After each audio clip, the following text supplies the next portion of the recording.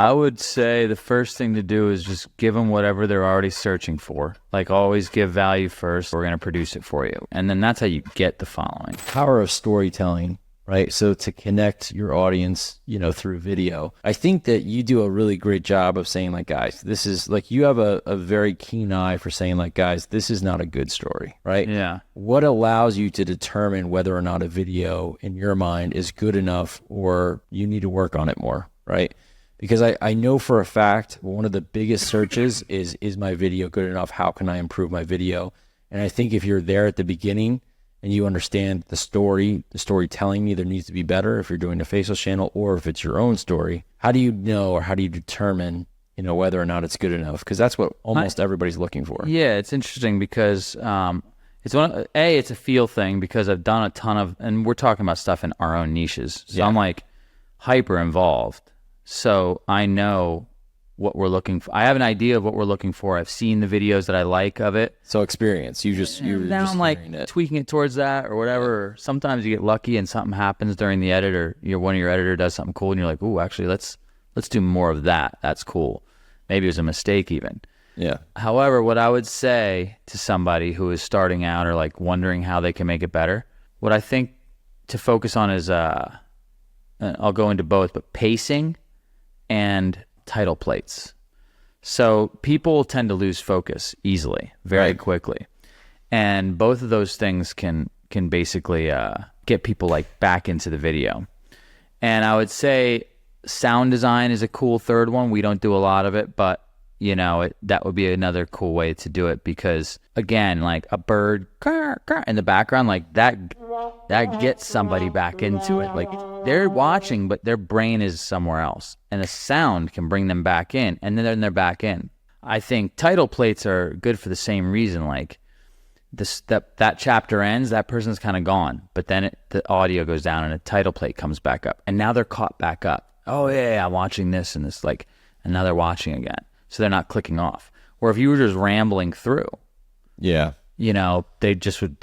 lost. They're over it. They're on their phone. Oh, I'm out clicking. So like having a title plate every minute and a half or 2 minutes is really nice because, and not too many, but where it makes sense. And I always look at it like if you're writing a paper, like if you're ever wondering how you can make something into a video, you pretend it's an essay and you do your thesis, you do your 3 supporting paragraphs, and then your conclusion. So I keep it short, like you don't need to go into 20,000 points. What's your 3 main arguments here? Or what's your 3 main things in this video? Right. Title plate each of them. So you're going to have 3 to 5 title plates there. They're obvious where they go. So, and you don't have to script the whole thing. It can just be a bullet point. Okay, here's the main concept, which is the thesis. Here are the 3 supporting. All right, you write 1 sentence for each. Here's the conclusion.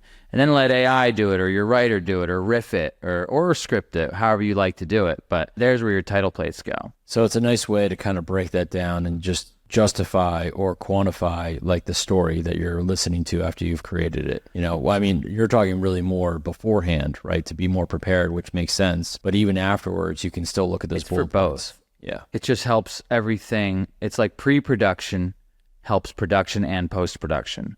Yeah.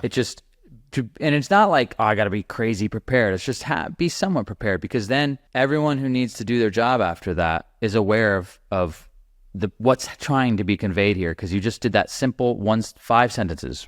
1, 2, 3, 4, 5. Yeah. And now, it's a workflow.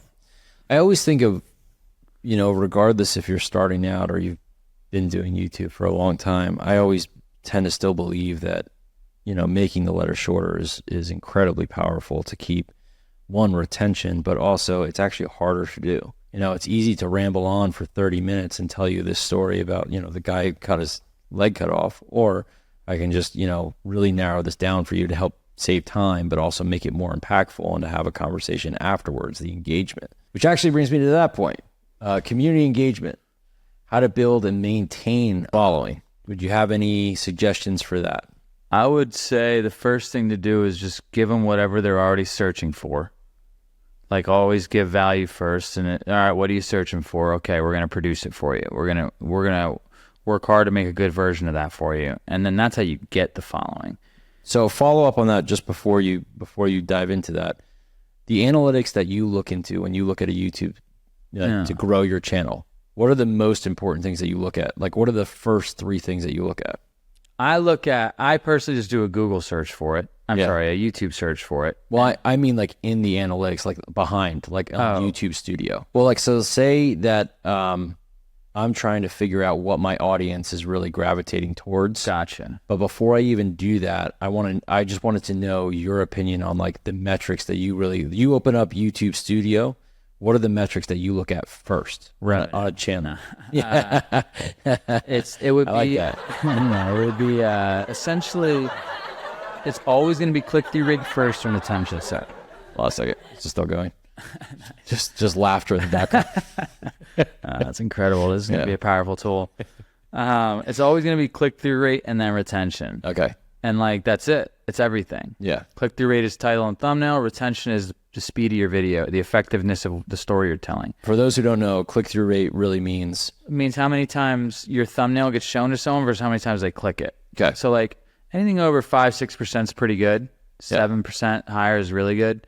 Anything below that, you might probably want to work on. Okay. So people are for those who don't understand, if someone's scrolling through, they see your thumbnail, they stop and they click on it, that's what is going to be considered, versus an impression that happens. Right? And it's starting to, scroll through rate is starting to become a thing too. Like when they slow down and pause on your video, but don't click it and then keep scrolling, like the algorithm is picking that up and they're factoring that in. Like, oh, they were kind of interested in this one, or like this lookalike audience is so that's becoming a thing too. And I think it probably works into your click-through rate at the moment. Replacing the truth.